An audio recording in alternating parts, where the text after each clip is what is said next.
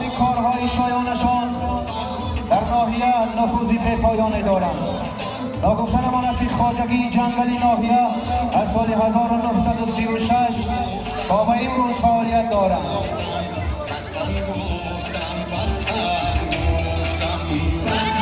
احسن به چنین مردان هنر، احسن به چنین مردان هنر.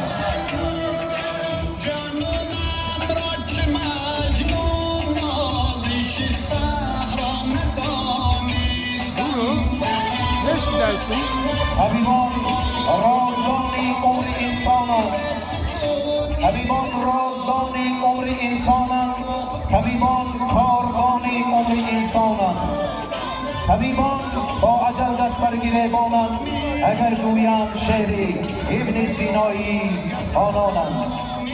این لحظه از نزد منبر راهبران کارمندان بیمارخانه روحی و طبیبان هیئتی خدمتچیان بیمارخانه مرکزی شهرکی نوآباد می‌گذارند.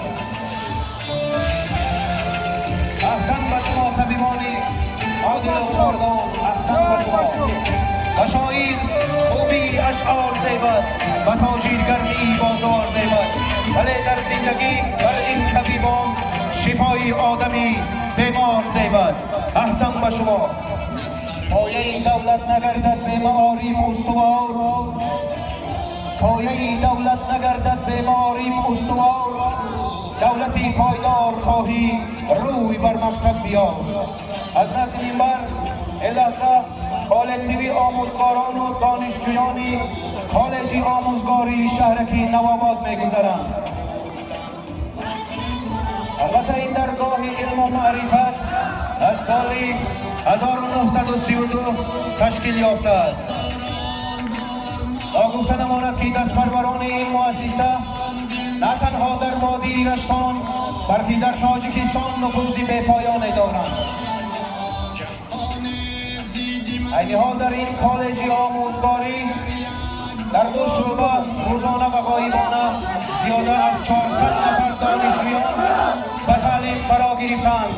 احسن به چنین خدمت شایان، احسن به چنین استادان.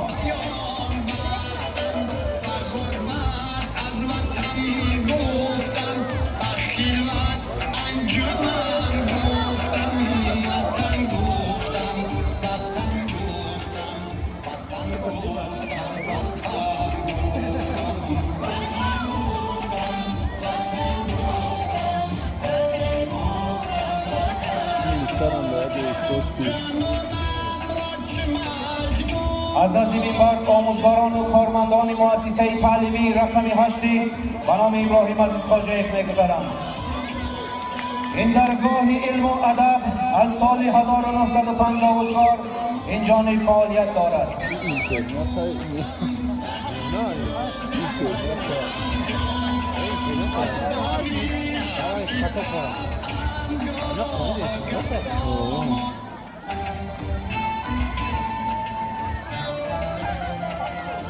از نزد منبر کارمندان و مربیانی خدمت نشان داده این مکتب اینترنتی جمهوریوی می‌گذارند.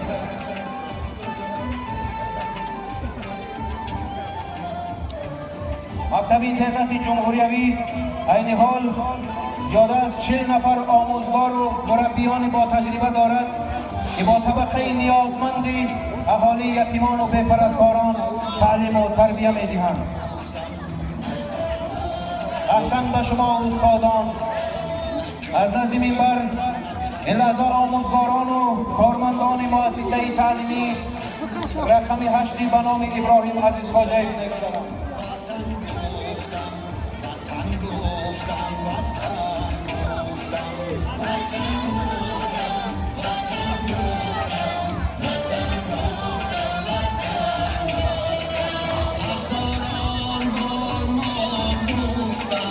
این درگاه علم و ادب از سال 1954 این جانب فعالیت دارد.